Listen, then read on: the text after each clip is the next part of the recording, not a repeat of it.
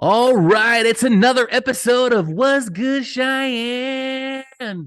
And today, well, I'm your host, JP Fluellen, and this is Kurlaki. Charmed, I'm sure. And in today's episode, we're going to cover a few hot topics, and then we're going to just kind of riff a little bit and kind of talk about what's really important in the world today and why you should come and move to Cheyenne. Yeah.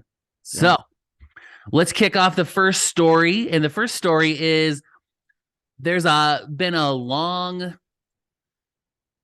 contested uniqueness about Cheyenne, hmm which is the county pocket.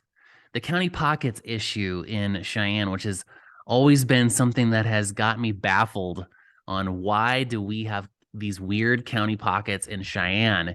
And I'm sure it had something to do with homeowners not wanting to participate in what's going on with the city, and basically them, holding their ground and picketing and, doing whatever they got to do to not have to pay for city taxes and paying for city water when they're on a well and all these kinds of things that really get homeowners frustrated. Are you familiar with that, Curtis?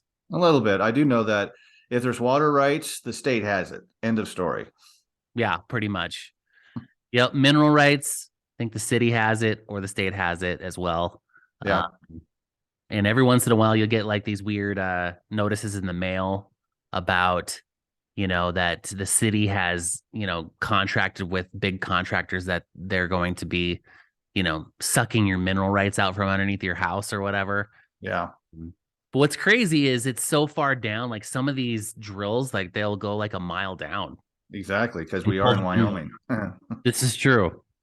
This is true. So this is an article coming straight from the Wyoming Tribune Eagle, and I'm just gonna talk about this here. So Cheyenne, the capital of Wyoming, if you're from out of state watching this, and has been working towards annexing several county pockets for some time now. And according to recent reports, they are making progress in this regard. The annexation process would allow the city to provide services such as water, sewer, and trash collection to these areas, which are currently under the jurisdiction of the county. The city officials believe that this would be beneficial to both the residents of the pockets and city as a whole.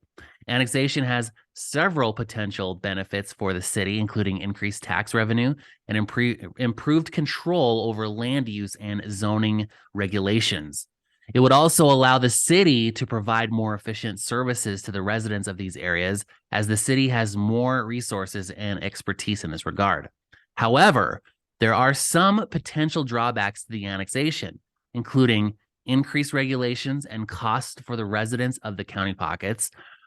There are also concerns that any annexation would lead to conflicts between the city and the county, as both entities have different priorities and interests. According to the article, both the city and the county officials are aware of these potential issues and are working together to address them.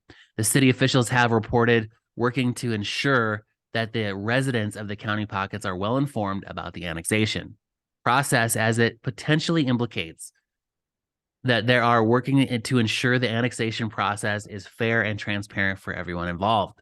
So, to summarize, the annexation of county pockets by the city of Cheyenne could have significant impacts for the city and the surrounding county. While there are potential benefits and drawbacks to the annexation, it seems that both the city and the county officials are working together to ensure the process is fair and transparent for all involved. So we'll keep you updated for any further developments.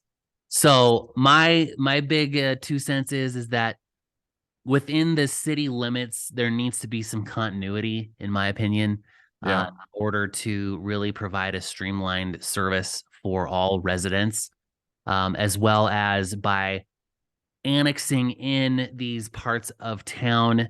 They will increase revenue. However, I believe that the city will then start paving these roads that are, gravel roads right inside the city limits, which I think by having increased paved roads will also increase the beautification of Cheyenne as a whole. I know it's frustrating for a lot of people involved. However, I do believe that this is the right thing to do. So, what do you think about that, Curtis? Well, I hope they do that also for back alleys. My back alley is terrible. So that would be nice. There's heavy traffic on there. So it'd be nice if they included the back alleys as well. But I won't hold my breath on that one. I believe your back alley is already in the city, and if they haven't done it by now, they probably won't. I know. I know. And But it's very high traffic because everyone's garage access is back there. So all right. So, what stories you got for us, Kurt? okay, let me bring it up because I had someone the other day. He was thinking about selling his house, and I asked him the other day, "Hey, what are you thinking about?" He said, "Oh, in this market, no, it's ridiculous. I'm not going to do anything. I'll lose points. I'll lose all kinds of stuff." Yeah, it's not that bad. So I thought, let's look up some information here, so we can kind of explain this to everybody out there.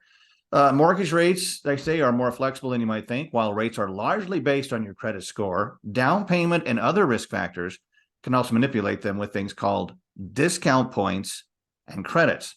Now, with these tools, you can get either a higher or lower interest rate in exchange for certain trade-offs, like reduced closing costs, just to name a few.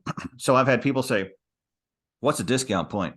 Hey, Curtis, what's lender credit? Well, quick little look here. Discount points allow you to buy down your interest rate. You'll pay a fee up front, and in return, you'll get a lower mortgage rate for the rest of your loan. This lowers your payment and your long-term interest rates, and your cost, I should say. Points typically cost around 1% of your loan amount and are due at closing time. Because of this, you want to be sure you stay in the home long enough to break even on the cost, meaning don't sell the next year. Well, I'd say within the next 3 years. So what's lender credits? Well, lender credits work in reverse. Instead of lowering interest rates, you'll get a higher one, but you'll enjoy lower closing costs as a result. This might be a good choice if you have much in savings, but can afford a slightly higher monthly payment. Just keep in mind that a higher interest rate also means more long-term costs. If you don't plan to be in the home very long, it could be smart. So, and we also know that we've talked about this before, but we've had a lot of bankers who are working with this situation. They're trying to make it a little easier for you to buy a house. And I don't think you need to panic because buyers are picking up. We're finding that out. I'm getting more buyers interested in finally getting off the fence and looking around and possibly getting some, buying some homes and everything because they're finding out they can do this. So I think sellers shouldn't be afraid to put their houses on the market, and buyers shouldn't be afraid. They hear all this nasty stuff in the news, and yeah, it is bad, but what I like is how there are ways around it, and the bankers are trying to make it easier for you. So my advice is talk to your mortgage lender, tell him what your concerns are, and they should be able to work with it. If not, contact us. We have some bank people we can get you in touch with who are experts in that field. Yeah, I'll tell you, I heard this morning on the news, which is very interesting, that most of the fees that you're acquiring during the loan process are either negotiable or can be waived. Yeah. And so you've really got to pick the right mortgage company when you're trying to, reduce costs, get the best deals. And not only that, but it also comes back to a couple things. Number one is just picking the right real estate agent and making sure that you have a seasoned real estate agent that has good skills in negotiation. Yeah. Or that agent is part of a team that has good ongoing coaching and training that's being able to convey those skills to their agents. So even newer agents can be really good as well, but they have to have good mentorship and seasoned leadership. And good people behind them. Yeah. exactly. And and then secondly is making sure that you are choosing the right lender. Because a lot of times, depending on the institution, there's overlays, there's origination fees, there's just lots of other fees that are attached to the actual cost.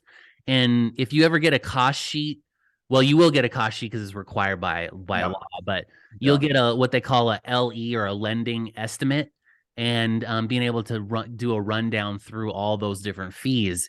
And a good agent will be able to go through that with you and then being able to see like, hey, you might want to shop around or find another lender. And it just so happens that this episode is sponsored by Java Mortgage.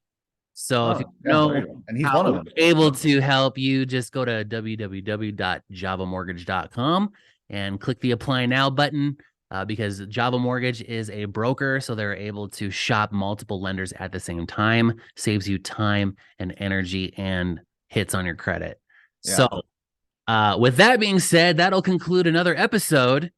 But before we get out of here, Curtis, how can people get a hold of you if they want to know more about what we've talked about today? Oh, gosh, they can contact me by phone, 307-286-0729. My email is kurtlackeyhomes@gmail.com. Also, check out my YouTube channel. You and I both have really fun YouTube channels for everyone to check out as well. Or my Facebook. Go to facebook.com, Kurt Lackey Homes. Kurt's with a C. So Awesome. And if you guys want to know what's going on in our world, you can always just shoot me a DM on all the socials. Just search JP Flew Ellen or Titan Real Estate Team, and we will be able to help you out as well. And so, with that being said, that concludes another episode of What's Good, Cheyenne.